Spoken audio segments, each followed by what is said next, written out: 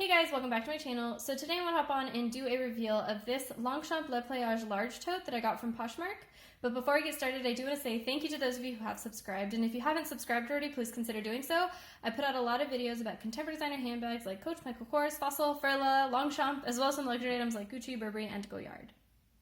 So this is a Longchamp Le Pliage large tote. This tote originally retails for about $145 to $150, and I ended up getting it on Poshmark for about $40. And I'm really excited about this because I've been looking for a Longchamp on Poshmark for a while. I'm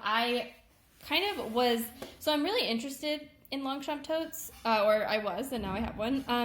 But I was unwilling to really pay $150 for it for kind of two reasons.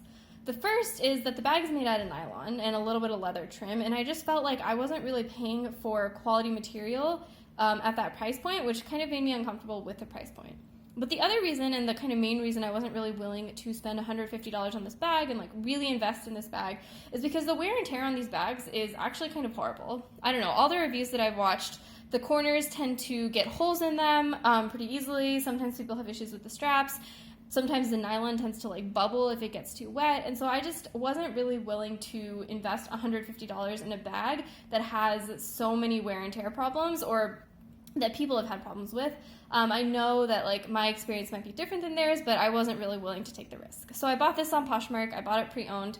I will talk about my experience with Poshmark at the end of the video, and then I have a discount code in the description box for your first purchase off of Poshmark.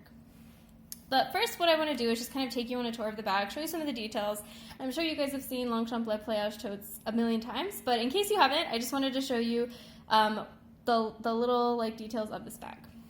So, the front of this bag has a brown leather flap. This is real leather. If you are considering like other nylon tote options, like the one from Michael Kors, the leather trims on those totes are actually faux leather, so they're pleather or plastic. And so that is one thing that I think I really do like about the Longchamp Le Pliage totes, because leather, like natural leather, will kind of conform to your shoulder and mold to your body, and I think that is really valuable when you have such a big, heavy, or could be heavy tote. So the front of the bag has your Longchamp logo here. The leather has a kind of diamond detailing. These like diamonds are filled in with a darker brown color, and then the edges of the diamonds are kind of a lighter brown color. The button here says Longchamp 1948. The back of the button says Longchamp. The back of the flap is just a suede material, and you can see the like imprint of the logo there. The stitching on the front flap is a thicker kind of cream color, whereas on the back it is a brown color. The sides of the flap do have black kind of edge coat. I wouldn't call this glazing because I don't think it has like, I don't think it's that thick. I think glazing tends to be thicker, whereas this is just kind of a paint over the edge of the leather to kind of keep the edges together. But, you know, I'm no expert. So the other part of the front of the bag, of course, is the handles. So you have the handles attached here. You can see, again, you have that cream-colored thread. One of the things you can see is you have like a single stitch all around, and then they doubled up here to reinforce the stitch. Again, you have that diamond pattern. And then on the front, you can of course see the stitching of the pocket. So you can see there's an interior pocket here that is stitched on the outside, and then you have the gold button. It's not really stamped with anything. The back of the flap has Longchamp Le Pliage Shopping Modello Dispose imprinted on it. You can see the strap is attached with one stitch here and then another stitch on top.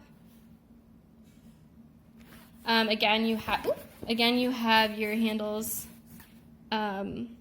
stitched on like this, and you can see, I guess there's like a pattern in how they stitch these handles on, because they have single stitches all around, and then those are just two reinforced double stitches, or maybe those are 4 reinforced double stitches.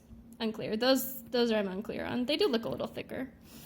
And then the back of the bag has another snap, and that's how you fold the bag up if you want to travel with this bag. So you can fold it into a really compact shape. I'm sure if you just like look it up, you can see how compact it can be, which is kind of one of the selling points of this bag, is that it's really good for travel. The edges of the zipper are end in these like little leather tabs. Again, you have that diamond pattern with the cream stitching. And the bottom of that, again, is a brown stitching, not a cream stitching. Again, you have that black edge coat. Oops.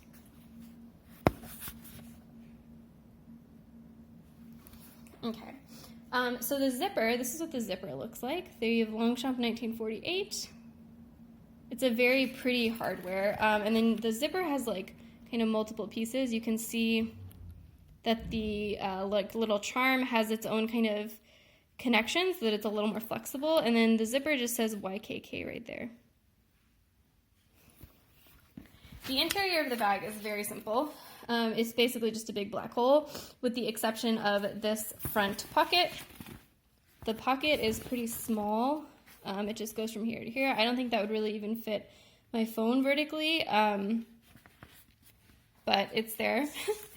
And then the inside also has the end of that snap button on the bottom, as well as inside the zipper here. You can see that the end of the snap button has like a little plastic piece to kind of hold it in. The inside is like a, I don't even know what this is, like a very synthetic kind of wipeable fabric, which is great because these bags, if you want to use them for travel, you can wipe them down pretty easily. The corners on this bag, like I said, this bag is pre-owned, so the corners on this bag do show a tiny bit of wear, but nothing as drastic as some of the ones I've seen on Poshmark. So you can see, yeah, you can see a little bit of like fuzz, maybe not on this one, but yeah, you can see right there, there's like a little bit of wear starting to happen. Just showing you all four corners, which probably is overkill, but I just want to give you a sense. So like right here, you can see there's a little bit of white showing through, so maybe that's the beginning of that awful corner wear that these bags sometimes have. But all in all, this bag is in a pretty dang good shape, especially considering the price I paid. So I bought this bag on Poshmark. Like I said, I bought it for $40.